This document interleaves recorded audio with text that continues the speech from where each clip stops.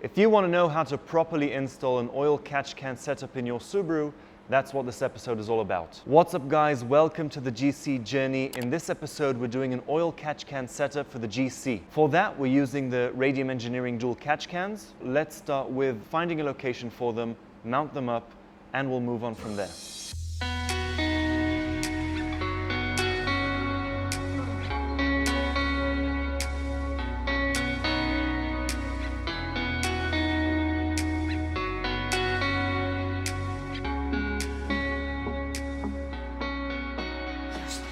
Okay, so it looks like the only place the oil catch cans are gonna fit are on the right-hand side behind the headlight.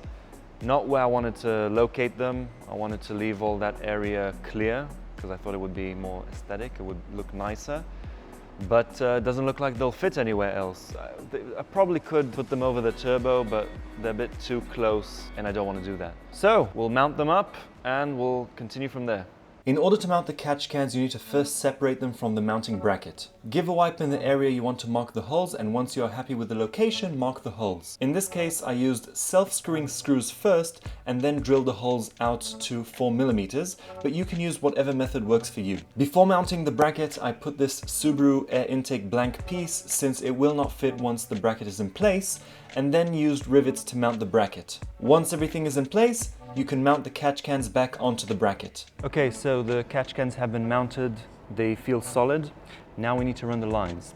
We have 2 lines, one from each rocker cover breather and one coming from the crankcase breather. Let me know in the comments where you think would be the cleanest way to run them. We're doing all AN fittings apart from the crankcase, which it's too much work now to weld on a AN fitting.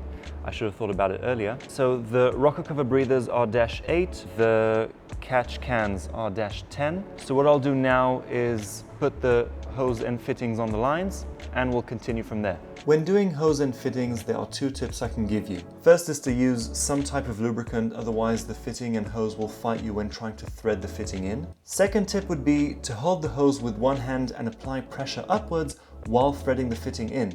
Otherwise, the hose will slide out the bottom while trying to thread the fitting in.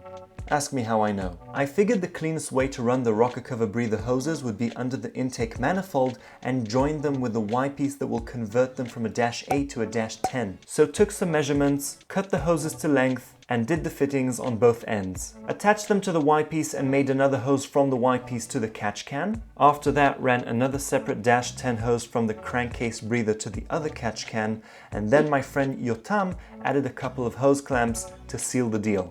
Quick side note, if you have an EJ207 or EJ257, then you'll have 2 crankcase breathers. The EJ205 and 255 have only 1 crankcase breather. Right, so that's the catch can setup done. Still lots more to do in the engine bay, but at least we're making progress. Let me know in the comments if this video helped you, or if you have any questions, feel free to ask them as well, and I'll be happy to help. Next episode, we might be doing the battery trunk relocation. We might be going to the dyno. I don't know yet, we will see. But in any case, there's a lot more to come, so stay tuned. Thank you for watching, and I'll see you in the next one.